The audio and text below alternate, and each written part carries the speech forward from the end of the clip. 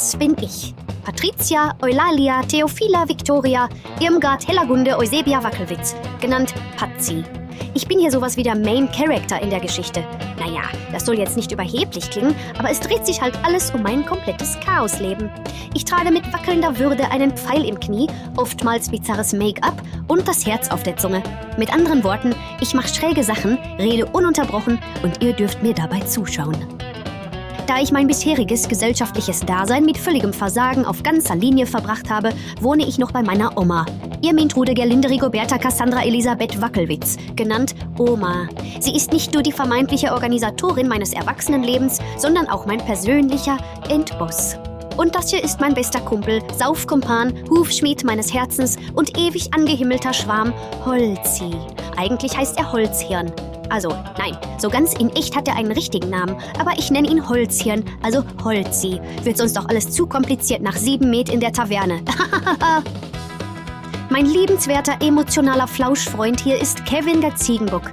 Den habe ich mal bei einem Trinkspiel gewonnen, glaube ich. Und er ist Omas direkter Endboss, zumindest wenn ich ihn mit auf mein Zimmer nehme.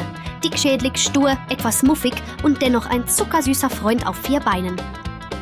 In Phasen emotionaler Instabilität, also eigentlich immer, verfolgt und begleitet mich dieser möglicherweise imaginäre Knochenmann hier. Ich nenne ihn liebevoll Skeletti, da kann ich besser mit umgehen. So wie es aussieht, sehe den nur ich und sonst niemand. Eigentlich ein Jammer. Diese reizende Person hier ist Schranki. Was soll ich darüber sagen? Also Schranki verweigert mir die Freundschaft. Ich habe schon einiges versucht, um mit Schranki warm zu werden. Alles, was dabei herauskommt, sind Prellungen, blau gekloppte Augen und hier und da mal eine üble Verstauchung. Irgendwann werde ich sie entweder auch mal verkloppen oder wir werden beste Freundinnen. Ja? Nein? Vielleicht? Und diese kleine, unbedeutende Randfigur kommt mir irgendwie bekannt vor. Naja, das finden wir dann raus.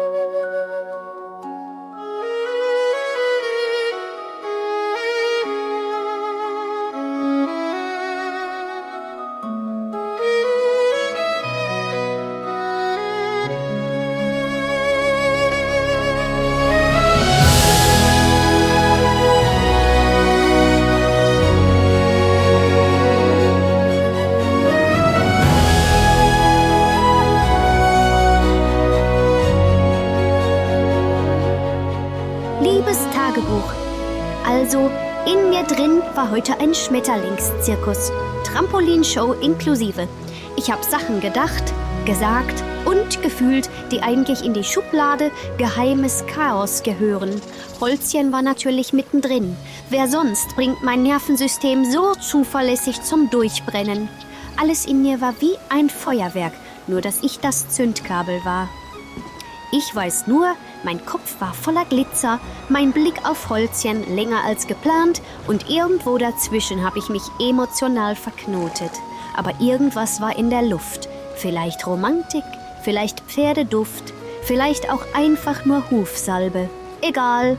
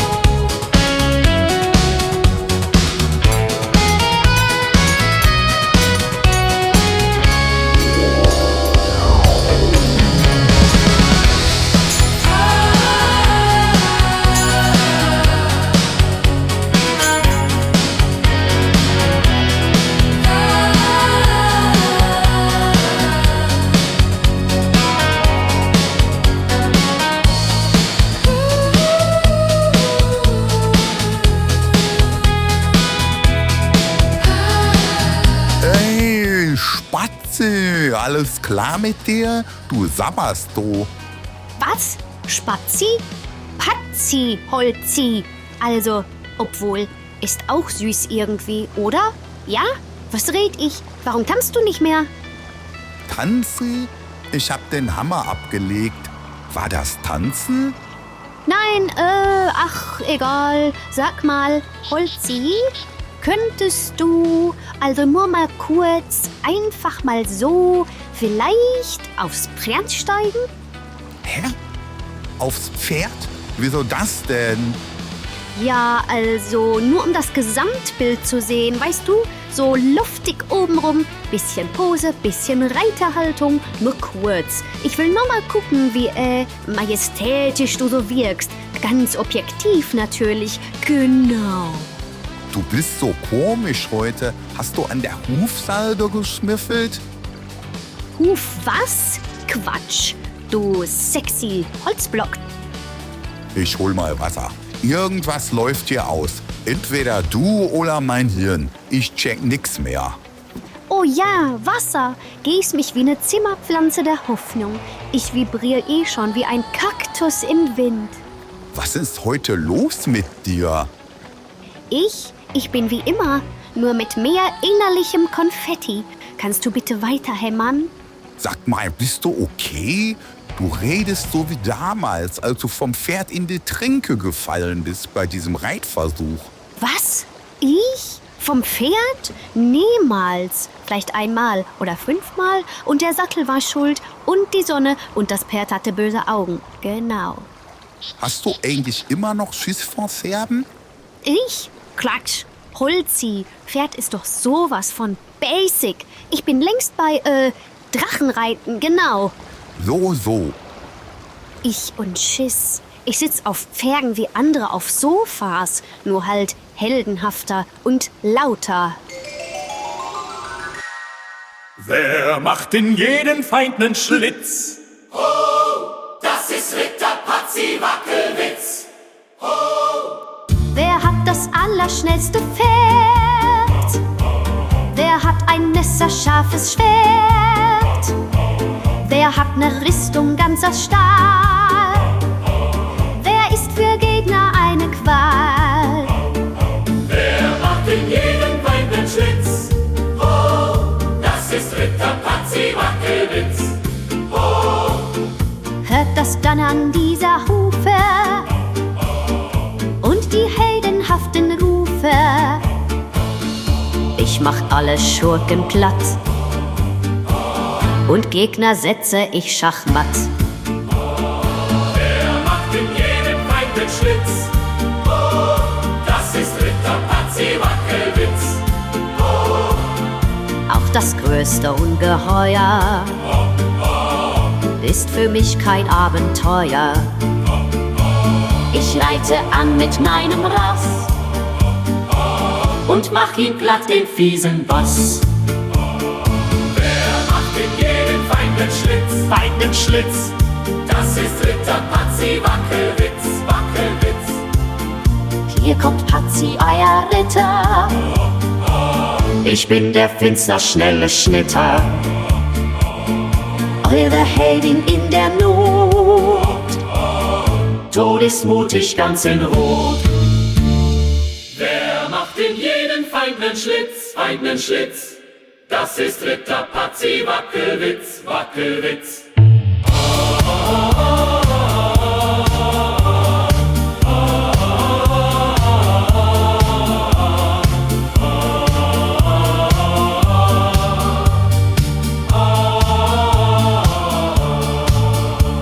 Ey, Spatzi, hallo?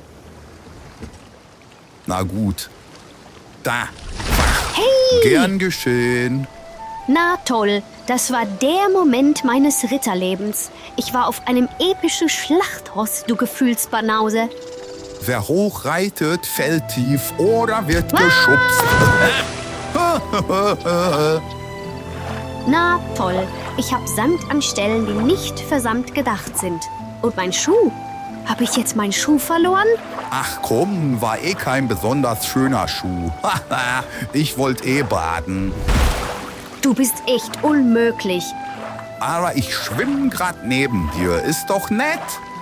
Hör auf, recht zu haben, das steht dir nicht. Hab den Schuh. Holzi, da ist Sand, also da, wo er nicht sein soll. Könntest du vielleicht? Nee, oder? Schon gut, keine gute Idee. Ja, warte. Ist das jetzt wieder ein Test? Ach, vergiss es.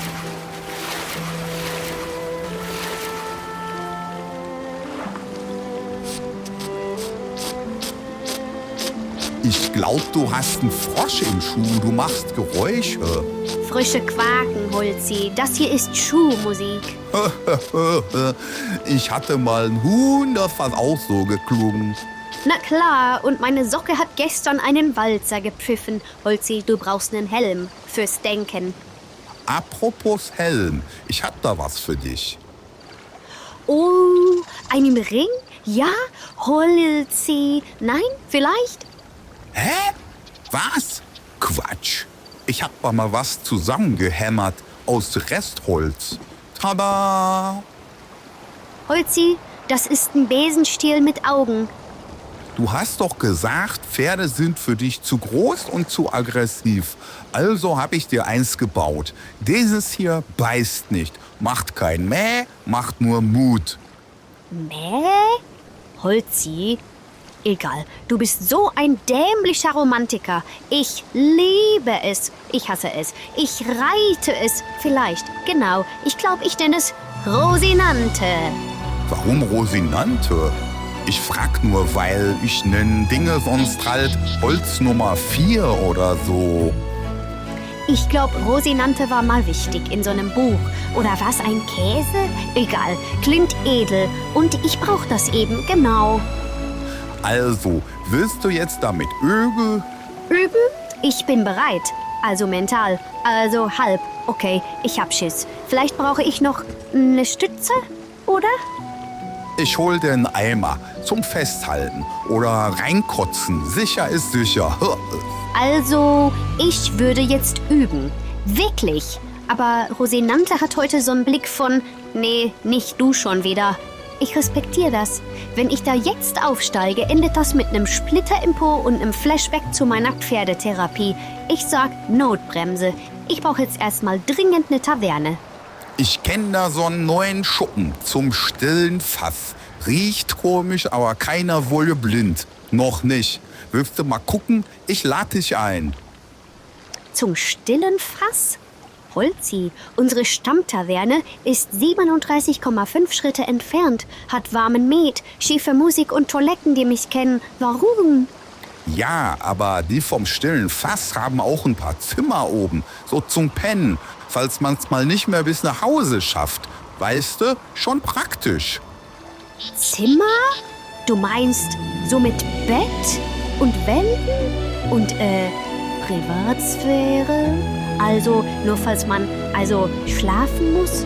Oder jemand, also du und ich, wegen Müdigkeit natürlich, nur wegen der Müdigkeit, ja? Genau. Ja, was? Ich meine, es wäre ja unhöflich, so ein Angebot auszuschlagen, rein tavernisch gesehen. Und wenn du zufällig auch ein Zimmer brauchst, dann könnte man ja, also nebeneinander oder, naja, parallel, Zimmer halt. Du klingst heute wie zwei Pastis gleichzeitig. Ich bin überfordert.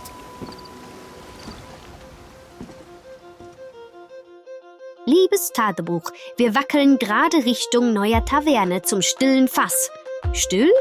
Das passt ja null zu mir. Holzi meinte beiläufig, es gäbe da auch Zimmer. Zimmer! Einfach so gesagt, als wär's belanglos. Für mich ist das wie ein Feuerwerk im Kopf. Soll ich schon mal eins reservieren? Vielleicht zwei? Eins für ihn, eins für mich, ganz zufällig nebeneinander. Oder gleich eins für uns beide? Dann wäre es kein Zimmer, sondern ein Abenteuerraum. Okay, ich dreh durch. Ruhig bleiben, Patzi, cool, locker, genau.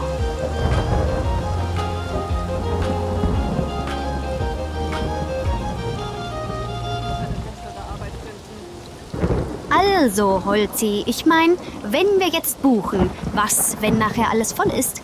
So haben wir das schon mal abgehakt, weißt du? So mental. Dann können wir uns ganz aufs Trinken konzentrieren. Und aufs, Erlebnis, genau. Das ist wie mit dem Krug. Wenn du weißt, wo er steht, musst du ihn später nicht suchen.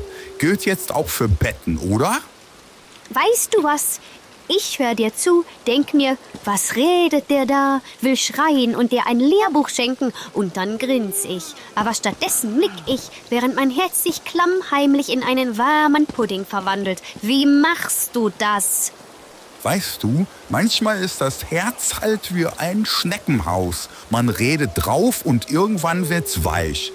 Glaub ich. Egal, Holzi.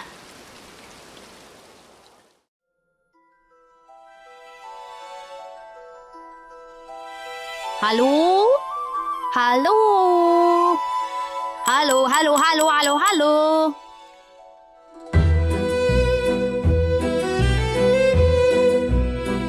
Sorry, ich hab euch nicht gesehen. Sorry? Sorry? Ich spiele gerade ein ganzes Opernstück mit einer Note. Opern mag ich nicht. Ja. Ein Zimmer bitte. Irgendwas mit Dach drüber, Türen dran und für mich und den muskulösen Holzhaufen da hinten. Unter uns. Ich glaube, Holzchen und ich werden heute Abend die Sterne beobachten. Also die auf die Zimmerdecke gemalt sind.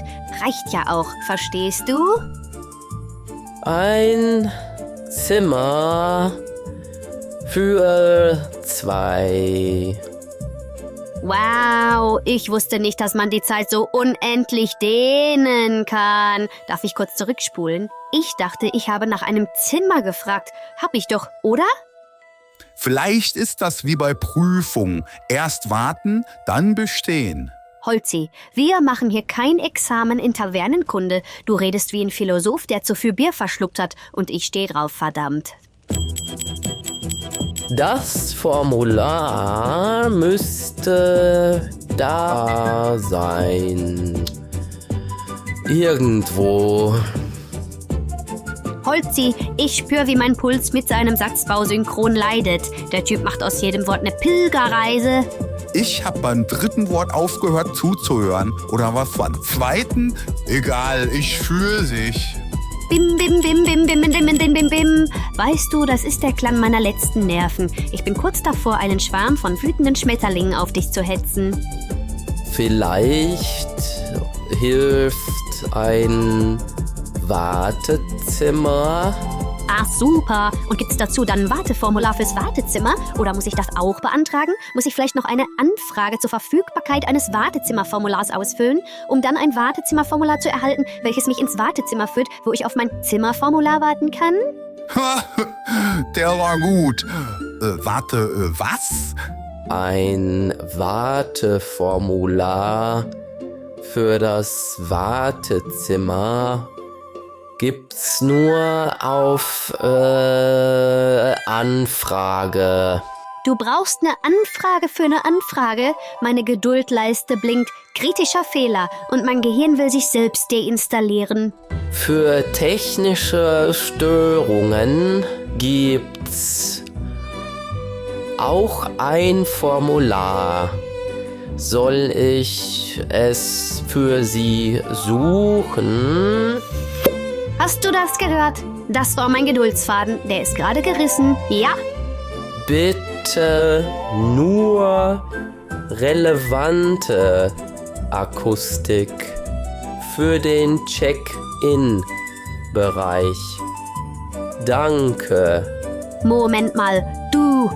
Ich kenne dich. Du bist doch der Typ mit dem Pfeil. In mein Knie. Reklamationen mit Schussverletzung sind nur bis 18 Uhr bearbeitbar. Jetzt reicht's.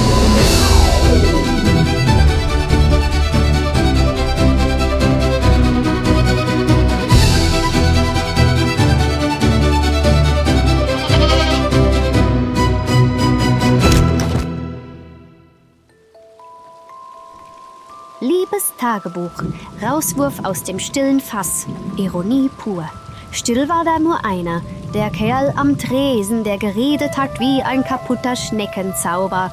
Zimmer für 2. In dem Tempo schreibt man keine Geschichte, sondern höchstens ein Beileidsschreiben.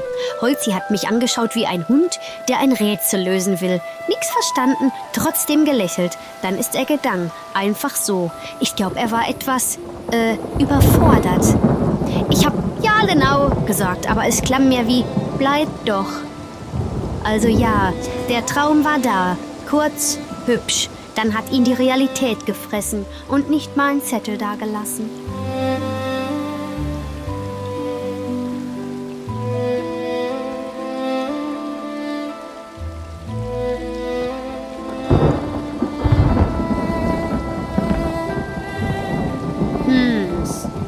Und weil rumsitzen nichts bringt, habe ich mich auf den Weg gemacht. Rosinante wartet. Übung angesagt.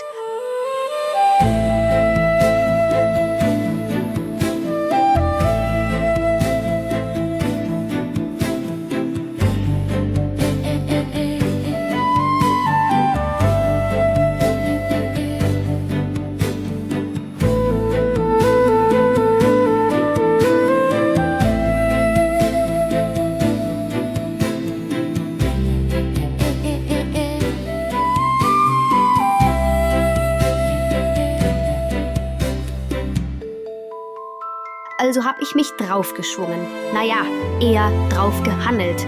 Ob das Reiten war, keine Ahnung, aber immerhin ein Schritt. Rosinante hat mich nicht abgeworfen. Das ist in meiner Welt schon Liebe. Rosinante, heute reiten wir nicht in den Sonnenuntergang. Wir reiten mittendurch, genau. Oder zumindest in eine gerade Linie, vielleicht. Wackel nicht so, du bist mein Pferd. Konzentrier dich. Ja, genau.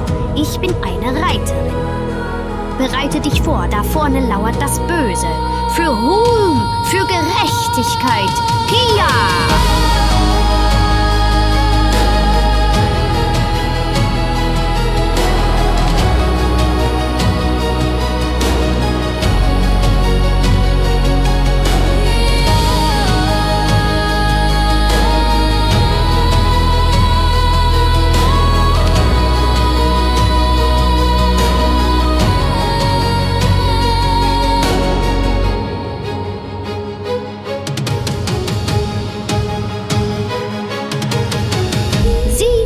An. 2 Streiter gegen die Sinnlosigkeit des Daseins. Wir sind Sturm, wir sind Keksbrösel im Wind. Rosinante, sei ehrlich, siehst du auch so kriegerisch aus, wie ich mir das grad vorstelle? Hüja, Hufgewalt und Hoffnung, auf in den Kampf. Los, Rosinante, hopp, hopp. Wir haben Schicksal zu erledigen. Schneller, die Luft muss brennen. Ich kann alles. Drachen küssen, ein Königreich stürzen, die Taverne aufräumen. Naja, das letzte vielleicht nicht.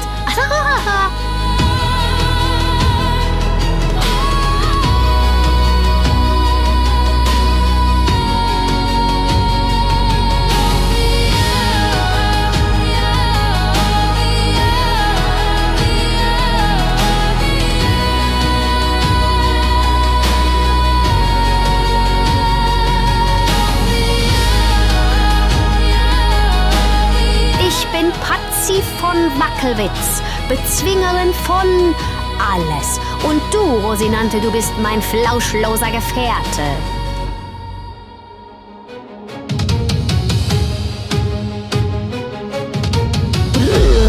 Warte.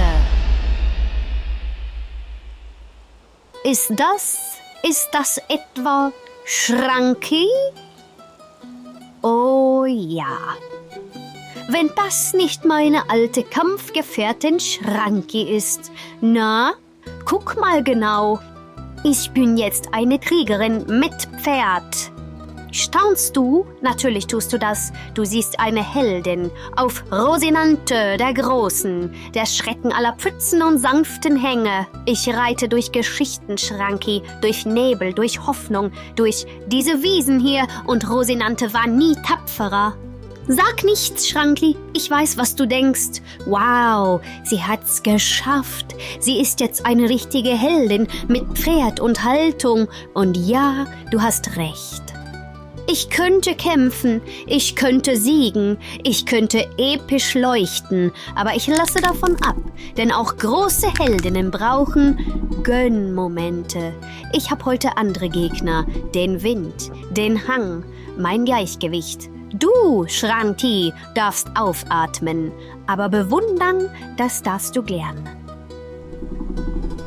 Sollte ich dich fordern, herausfordern, zerschmettern? Vielleicht. Ich verschone dich aus alter Freundschaft, aber vor allem aus Großmut. Du kannst mir später danken. Dein Blick schreit Duell, aber Rosinante ist gerade hoch beleidigt. Linkes Bein ganz zickig. Pferdeeifersucht, weißt du. Kriegerpferd Quatsch, ganz normal. Ja? Nein? Liebes Tagebuch, Notiz. Schranki mag keine Reitmonologe oder große Auftritte oder überhaupt mich, wenn ich zu sehr Patzi bin, glaube ich. Fazit: Ich habe jetzt ein blaues Auge, das aussieht wie ein schlecht gemaltes Familienwappen. Und Rosinante liegt in der Ecke und schweigt. Aber ehrlich, für 7 Minuten war ich eine strahlende Heldin. Dann kam Schrankis Faust und Peng, Heldin weg. Aber ich bleib dran. Irgendwer muss ja das Chaos repräsentieren. Nein? Doch? Genau.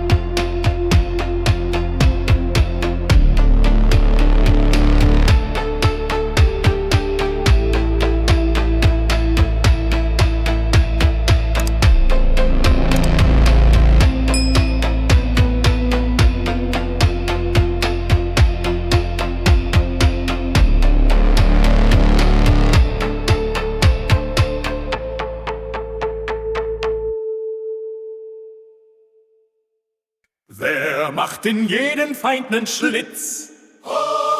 Das ist Ritter Patzi Wackelwitz. Wer hat das allerschnellste Pferd? Wer hat ein messerscharfes Schwert? Wer hat ne Rüstung ganz aus Stahl? Wer ist für Gegner eine Qual? Wer macht in jedem Feind nen Schlitz? Das ist Ritter Patzi Wackelwitz. Hört das Donnern dieser Hufe und die heldenhaften Rufe. Ich mach alle Schurken platt und Gegner setze ich schachmatt. Wer macht in jedem Feind nen Schlitz? Das ist Ritter Patzi Wackelwitz. Auch das größte Ungeheuer ist für mich kein Abenteuer. Ich reite an mit meinem Ross und mach ihn platt, den fiesen Boss. Wer macht in jedem Feind nen Schlitz? Feind nen Schlitz.